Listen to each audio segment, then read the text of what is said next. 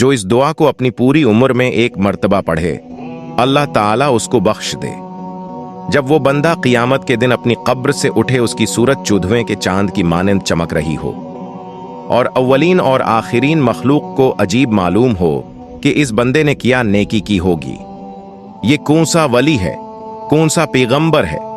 आवाज आएगी कि ये बंदा वली नहीं है, न ही पैगंबर है, ये खुदाए ताला का बंदा है और हजरत मोहम्मद की उम्मत से है।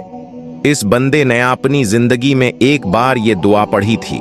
इस दुआ को जो बंदा अपनी उम्र में 15 मर्तबा पढ़े और हथीली में लिख कर रखे, जब कब्र से उठे बस एक बुर्राक आएगा, उसकी जीन सुर्ख याकूत से बनी होगी और वो क़यामत के मैदान में सवार होगा।